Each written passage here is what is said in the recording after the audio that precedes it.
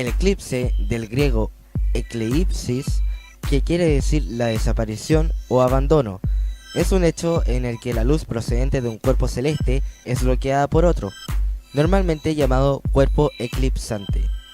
Se habla de eclipses de Sol y de la Luna. Sin embargo, también pueden ocurrir eclipses fuera del sistema Tierra-Luna. Por ejemplo, cuando la sombra de un satélite toca la superficie de un planeta. Pero como es más interesante para la gente, vamos a hablar de los eclipses en el sistema Tierra-Luna. Existen dos tipos de eclipse, el eclipse solar y el eclipse lunar. Un eclipse solar consiste en oscurecimiento total o parcial del Sol que se observa desde un planeta por el paso de un satélite, como por ejemplo el paso de la Luna entre el Sol y la Tierra. Un eclipse de Sol solo es visible en una estrecha franja de la superficie de la Tierra. Cuando la Luna se interpone entre el Sol y la Tierra, proyecta una sombra en una determinada parte de la superficie terrestre. Y un determinado punto de la Tierra puede estar inmerso en un cono de sombra o en el cono de penumbra.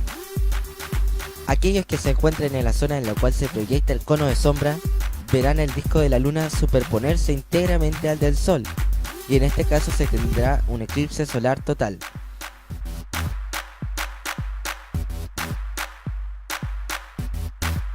Quienes se encuentren en una zona interceptada por el cono de penumbra verán el disco de la Luna superponerse solo en parte al del Sol, y se tiene un eclipse solar parcial.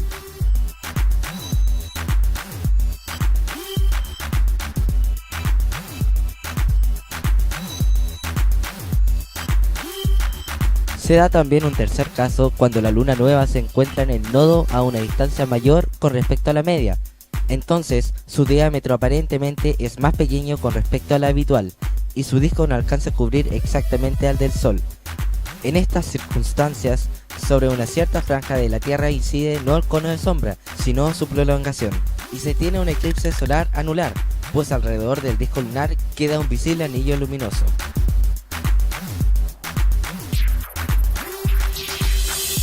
Un eclipse lunar consiste en el paso de un satélite planetario, como la Luna, por la sombra proyectada por el planeta. Más bien dicho, que la Tierra se interpone entre el Sol y la Luna, de forma que la iluminación directa del satélite por parte del Sol se interrumpe. Tienen lugar únicamente cerca de la fase de la Luna llena, y pueden ser observados desde amplias zonas de la superficie terrestre, particularmente de todo el hemisferio que no es iluminado por el Sol, siempre que la Luna esté por encima del horizonte.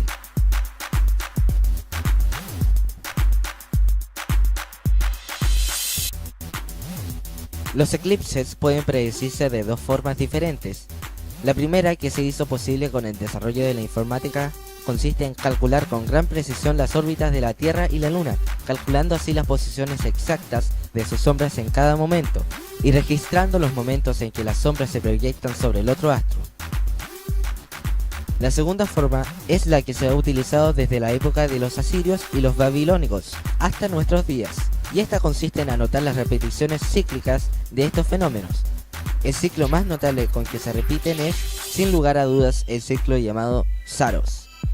Un Saros contiene 6.585,3 días, 18 años, 10 u 11 días y 8 horas, y tras este periodo se repiten circunstancias orbitales casi idénticas, por lo que se produce un eclipse muy similar, aunque desplazado unos 120 grados al oeste, por las 8 horas de diferencia que hace que la Tierra haya girado un tercio de revolución. Cada año suceden sin falta 2 eclipses de Sol, cerca de los nodos de la órbita lunar, si bien pueden suceder hasta 4 o incluso 5 eclipses en un año.